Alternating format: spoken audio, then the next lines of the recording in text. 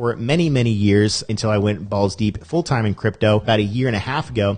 And essentially, this is how it looks. You see a massive run up in stocks, crypto, whatever asset. That's a bull market. Everything crashes. Everyone loses all their fucking money. Everyone flips out, has no idea what's going on until things finally stabilize. And you typically see one big spike up, and then you see another spike up, and then you consolidate to the point where you now have this pattern, which is what I call a revival, because there was a reversal in a bear market. The lead-in trend is a bear market, BM, followed by a spike. We now have a horizontal resistance, a new trend forming, and now it's reviving itself after a bear market. And as soon as this breaks out, we are going to see a massive fucking short squeeze and new buyers coming in, and we're going to see huge fucking gains across the board. And this has happened in all assets of all markets that I've seen across the board. Let's just rewind back to the bear market of Bitcoin in 2018. Let's pull up the weekly chart here. And this is exactly what happened in the bear market of 2018. We saw a huge explosion of a bull market on Bitcoin, trend reverse. Everyone lost a bunch of fucking money. People kept buying the dip and losing everything. They were buying breakouts, failing, buying breakouts, failing.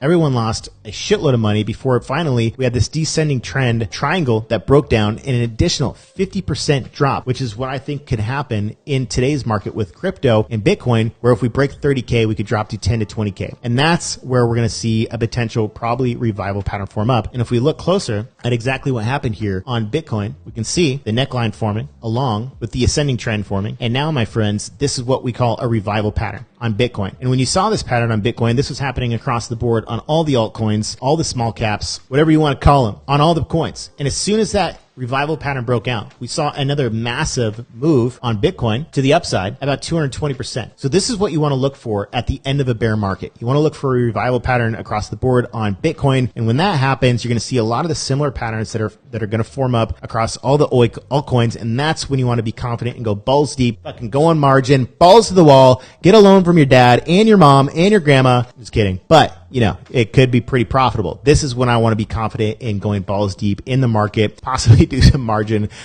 plays and just rip it to the upside. But before that happens, guys, trying to trade this chaos, it's a washer machine. You don't know what's going to happen. You're going to lose a lot of money. You're going to burn up a lot of cash. And by the time this fucking happens, the amount of capital that you have lost in your account, all you're going to be doing now on this run is making back your losses. You're not going to make any fucking money. You're going to try to make up for losses and go back to where you were fucking 3 years ago to be even. So the entire goal of this is to not lose money in these massive downturns so that when the right situation forms up again, you're ready to make money and then continue on your upward trajectory in your market, in your account, rather than trying to make up for a bunch of dumb losses that you made when markets were bearish and you kept trying to use bull market